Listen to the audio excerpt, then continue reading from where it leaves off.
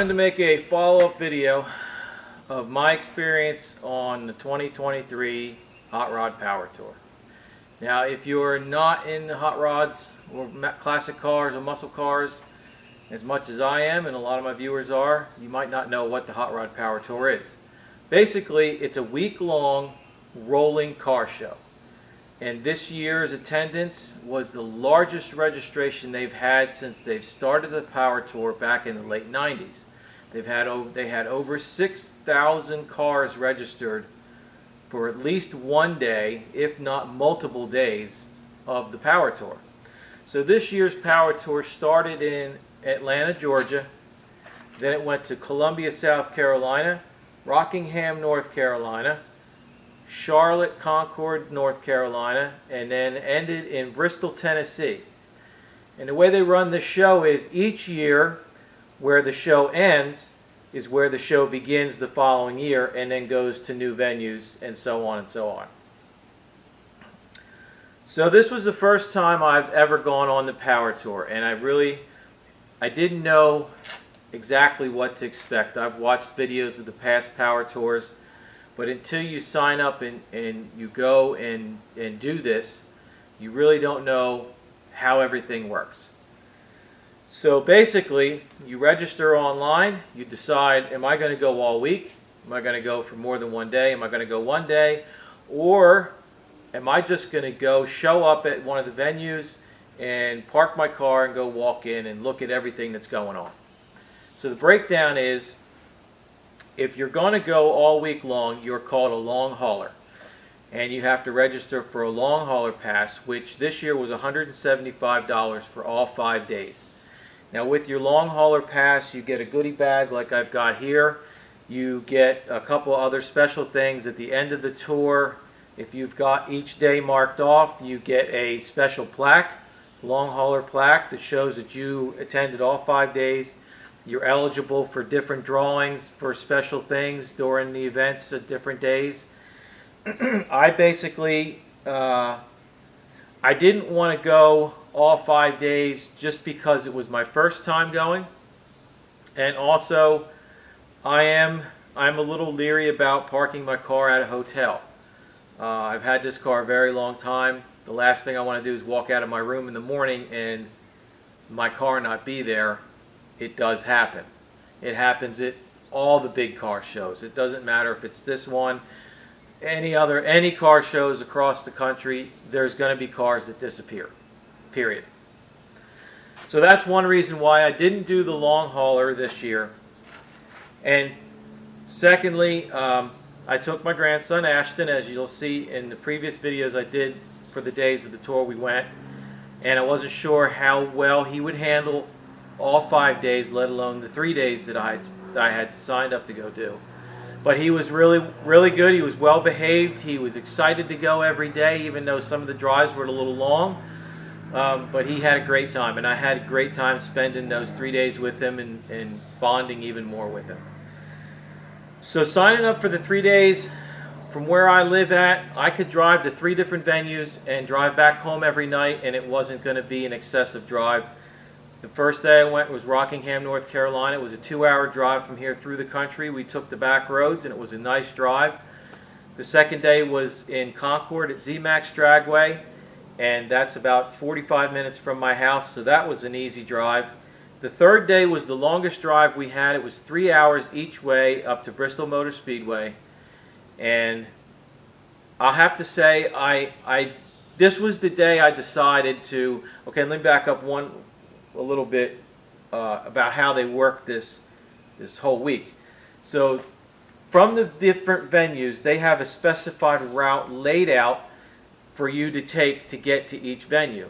Now they kind of wind it around so you can see some of the countryside and goes through some small towns. Most of the time the tour doesn't run on the interstate highways. It runs on the smaller back roads or the US routes or the state route roads, so that you can see some of the little towns and see some of the countryside in the different states and areas you may not be familiar with. If you're coming from far away, this North Carolina, South Carolina area, Georgia is probably a different area than you've ever seen before. So they wind it through and they give you a start time of 8 in the morning. Show starts at 12 every day, so they give you 4 hours to get there with making stops. With as many cars as there is, there's going to be traffic backups in the small towns where you're making turns or stoplights or whatever. So it can take that 4 hours to go 100 miles or 120 miles or even 75 miles in some of these venues. But I wanted to be able to drive home every night. Other than, so I didn't take the specified routes to get back and forth from the venues. I just went to the back roads to get there as quickly as I could. Now the last day up to Bristol, I decided that I would try and catch the caravan of cars going up to Bristol Motor Speedway, but being as they were leaving from Concord, they had the route laid out a little bit south from where I live, and it would have added an extra hour's drive time if I would have went down and caught it closer to the house here. But I went a little bit north, and I cut across country north of here and met up with the group just on the north side of Hickory, North Carolina. And that's where we started picking up a lot more cars. And we drove in from basically the north side of Hickory all the way to the Speedway on the specified route. And it was kind of a neat experience to drive in a big group of classic cars and muscle cars. A lot of cars you don't see every day on the road. Here you're going to see a lot of them. All along the way in the little towns on the sides of the road, there's people that they come out and park their cars and they set up lawn chairs and they've got signs and they're waving to everybody. They're there to see the rolling car show, which is what Power Tour is about. It's a rolling car show. So that was a neat experience, being able to do that. Now that being said, I kind of found out that that is the big part of what this is that rolling car show, that spending time with guys on the road, making little stops, meeting new people, seeing all the people on the sides of the road waiting for you to come by and wave to them. It's not about getting to the venue and parking your car. You can do that at any car show. And basically I've been doing that for over 30 years. So that part of it, to me, wasn't as big a deal as the last day when I did the drive-in with all the cars. So I'll say that if I decided to do this again, either multi-day or go for the long haul or for the whole week, I would go the whole route and do all the drives in and not worry about what time I got to the venue. As long as you get to the venue and you get a parking spot and you can go in and you can get your tag stamped, so at the end of the week you can get your long hauler award, that's what it's about. So what do you get for your registration? Well, for my I registered a little early, so I got it for $150 for the 3 days. What I get a bag that comes with a Hot Rod Power Tour 2023 plate, and it's metal. It's not a cheap plastic one. You get a dash plaque.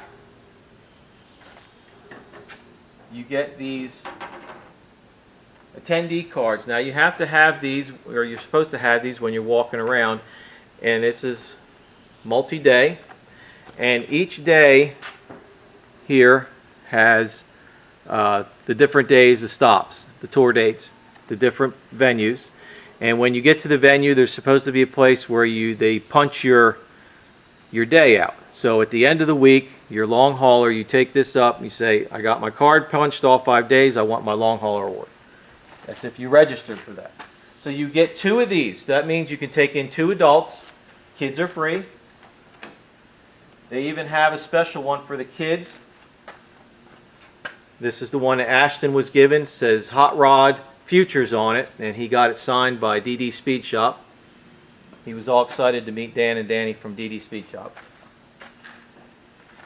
You get a ticket in your bag so you can go to Continental, who is one of the major sponsors, and you get a couple of hats. Some of the other sponsors put some swag in the bag. This is from Joe Gibbs Driven Oil. A thank you for attending the Hot Rod Power Tour. You do your online sign-up gig with Chevrolet and you get a free t-shirt. I'm sure there was a few other things I missed at some of the other show sponsors. I didn't really stop at all of them to see what they had. That's another thing that I will probably change for next time. I'll make sure and stop at all the show sponsors, see what kind of swag they're giving out, what kind of free giveaways you can sign up for.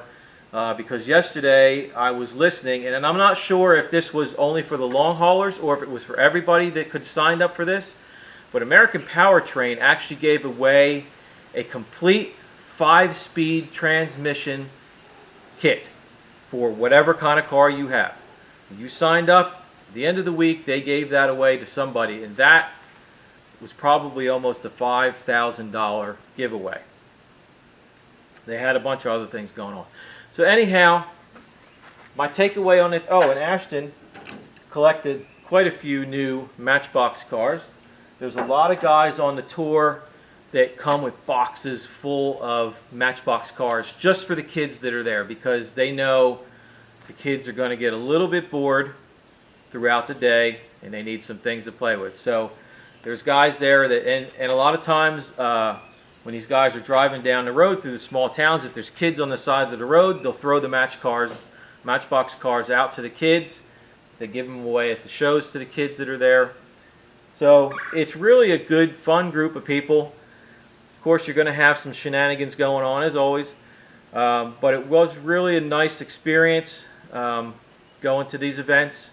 Got to meet a lot of new people from all over the country that come for this. The people come from really, they come from all over to come do the show. I've seen license plates from as far away as Washington State. Met a lot of people from the Midwest. They drove down from Montana. A lot of people from Canada come down for this. The Northeast, they come from all over to come and do this once a year. So price-wise, what is it going to cost you? Well, this is going to be your vacation for the week, for the year, for the whatever. If you're a car guy, this is your ultimate vacation. You're going to spend your money here. You've got 5, 6, 7 days worth of hotel rooms. You've got food while you're away. You've got maintenance if your car breaks down. You've got show registration.